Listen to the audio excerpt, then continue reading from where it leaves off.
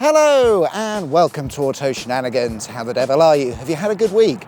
My name is John. Thank you very much for joining me for another exciting Great British road journey.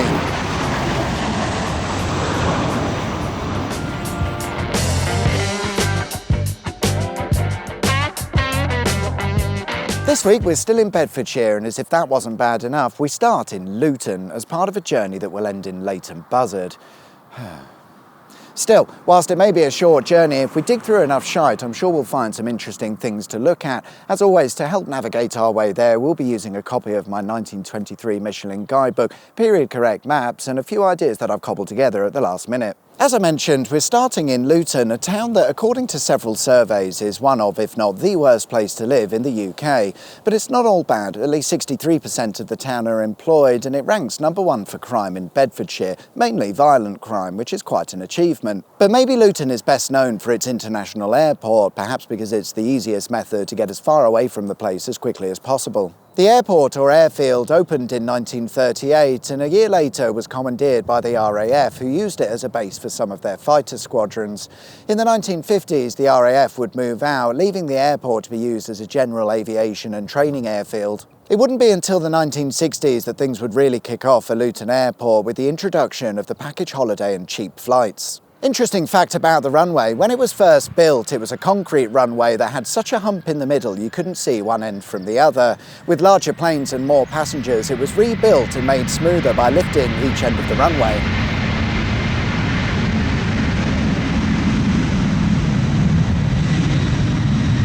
Right next to the airport are the remains of Somerset Castle. It was built in the 15th century and it's not a castle. It is in fact a manor house that was converted into a more fort-like structure. It's said to be one of the first brick-built structures in the world, and you'd never know it was here as you fly out to Benidorm. You'll also spot the Vauxhall Motors factory. Vauxhall were founded in 1857 but wouldn't start manufacturing cars in Luton until 1905. Elegant and built for speed, the legendary 3098. Thoroughbred, solidly hand-built, beautifully finished, and very expensive. Initially, Vauxhall manufactured high-end luxury vehicles, and indeed this was their brand ethos, until that is, General Motors took over in 1925 and said, nope, make things cheaper. Perhaps rather frustratingly, it worked. At one point, for example, the Vauxhall Corsa was the second best-selling car in the UK. I've no idea how that happened. You may recall last week we looked at Millbrook Proving Grounds, a vehicle test facility built by General Motors in the 1960s. Well, it turns out this wasn't the only vehicle test facility they built, and indeed Luton had its very own vehicle proving grounds just outside of the town, built a little bit before Millbrook in the 1950s. Known as the Chorl End Research Laboratories, it was built on an old gravel pit and featured a high-speed outer ring circuit with banked corners, a rough surface track, and in fact all of the test scenarios you can think of for any vehicle. Production masters, fine measure to a millionth of an inch. Production samples, checked to similar limits of accuracy. Rubber sealing strip, magnified 100 times to verify its profile. Cylinder bores, checked to a millionth for absolute roundness.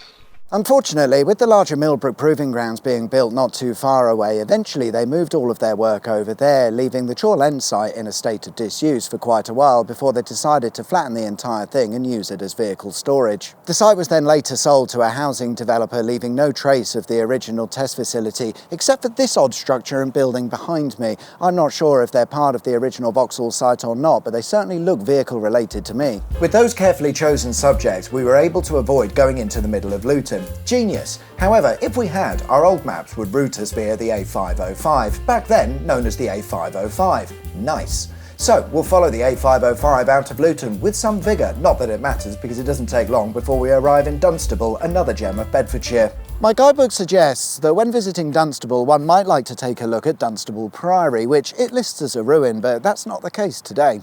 It was built in around 1130 and took 80 years to complete, only to be damaged 10 years later in a storm. As with all places like this, there are hundreds of years of religious and royal history associated with it, two of the most boring things ever, so let's not bother with that. The building is said to be one of the finest examples of Norman architecture in the country. This building style usually featured extensive archwork and is inspired from an earlier building style known as Romanesque architecture that was popular during the medieval times. Another location that my guidebook mentions is the Old Sugarloaf Hotel, found on Dunstable's High Street. Situated a sensible distance from London on what would have been the main road to and from London, this would have no doubt been a popular overnight stop for travellers. Believed to have been here since the mid-1600s, this coaching inn still survives today as a pub and a hotel, and you'll notice its gates, which would have once upon a time been used for horse-drawn carriages and the like. In the days of my guidebook, we'd have been able to catch a train from Luton to one of 2 railway stations found within Dunstable, although of course none of this exists today, with the railway and stations being removed in the 1960s.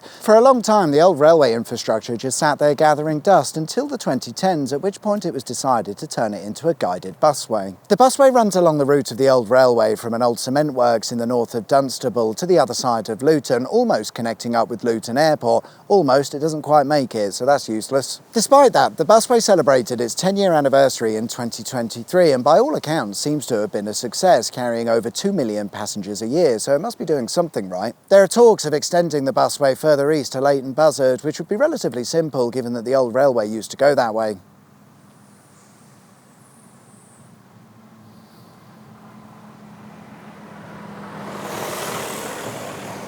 That's not a bus, that's a lorry. I don't think he was meant to be going down there. Good luck. If you follow the main road north, you'll pass through an area known as Chalk Hill, and it's here that I wanted to make a quick stop to look at a massive chalk quarry. The clue was in the name all along, Chalk Hill, although it appears that half of Chalk Hill is now missing. The quarry was owned by the Dunstable Portland Cement Company, who set up shop here in 1925, having realised that the chalk was of a particularly high grade and within easy reach, perfect for manufacturing cement, which they did at a site across the road. The cement works and chalk quarry would close in 1988, but on the other side of Dunstable, the quarrying industry is doing just fine.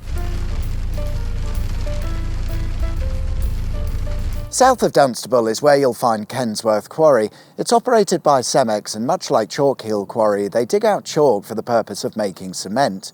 It's the largest active chalk quarry in the UK, and what they do is dig out the chalk and mix it in with a bit of water, turning it into a slurry. This is then piped nearly 60 miles through a network of pipelines up to Rugby, where it's processed and turned into cement. Leaving Dunstable behind, and the easy way to get to Leighton Buzzard is via the A505, but it sort of didn't exist back in the old days, so to try and stay true to the old maps, we'll be heading up the A5 and then on to the A4012. Neither road has changed numbers or anything like that, so yeah, sometimes it's just easy, isn't it? Leighton Buzzard is a market town that 100 years ago had a population of nearly 7,000. Today that's risen to over 37,000, so it would seem that people actually choose to live here.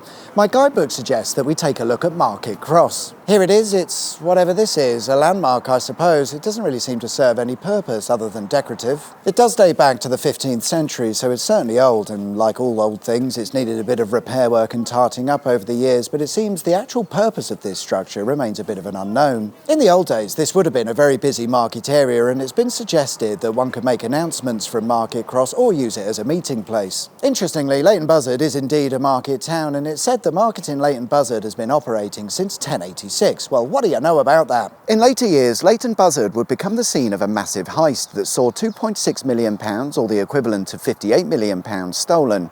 Just to the south of Leighton Buzzard is a stretch of railway that in the 1960s saw a train stopped and robbed of its contents. But it wasn't just any train though, it was a post office special, which basically means it was carrying all of the cash on a long journey from Glasgow to London. The Great Train Robbery, as it would be known, followed months of planning by a group of 17 individuals, and with inside information were able to stop the train by hijacking a signal at Sears Crossing. The method was quite simple really. Cover up the green signal lamp with an item of clothing, in this case a glove, and wiretap a battery into the red signal so that it shows red, and surprisingly it worked. The robbers then proceeded to take control of the train, moving it half a mile down the railway to here, Bridego Bridge. It was at this spot that the robbers unloaded the train of its treasures into a van and off they went, only to not long after get arrested. Well, I say that, 3 of the crew were never convicted of any crime, so I assume they were never caught, and out of the £2.6 million that was stolen, only £400,000 was ever recovered. Getting back in the car, and we're going to head through Leighton Buzzard to the north side of the town. If Dunstable was the centre of chalk for Bedfordshire, Leighton Buzzard was the centre of sand and gravel, and in some cases it still is, with many sand pits still operating. For the most part, sand is extracted in the Heath and Reach area, which back in the days of my guidebook posed quite an issue. How do you get your sand and gravel from your sand pit down to Leighton Buzzard railway station, where it can be transported onwards from there? You use a narrow gauge railway, of course. They're perfect for sandpit and quarry use because they'll fit around tight corners and don't mind the odd gradient here and there. Leighton Buzzard is home to a 2-foot narrow gauge railway that opened in 1919 but today serves as a tourist attraction. It was originally built to serve the sand and gravel industries in the area. You'd dig your stuff out of the ground, launch it onto the narrow gauge railway, your stuff goes down to the mainline railway station and boom, it's off to market. Cheers! At one point there were miles and miles of narrow gauge railways scattered around Leighton Buzzard, all for the purpose of serving the various industries, but as time has moved on and the industries have closed down, a lot of that's been removed, leaving what we see today as a reminder of what used to run the industries in this area. What's interesting is that over the years, Leighton Buzzard has of course grown as a town, but it's done so around the surviving narrow gauge railway, which makes for quite an interesting trip as a tourist. Your journey will take you through some residential areas, past the school, and then it's a lovely trip alongside Van Dyke Road, ending at what's called Stonehenge Works Station, right next to the Builders Merchant. And there we are then, guys. That's all we've got time for this week. Thanks very much for watching. I hope you liked the video. If you did, there is of course a button specifically for that. And if you haven't subscribed already, please consider doing so. That'll be wicked sweet, awesome. Enjoy the rest of your week, whatever it is you get up to. My name's John. You've been watching Auto Shenanigans, and I'll see you guys next time for another exciting Great British Road Journey. Until then, take care. Bye-bye.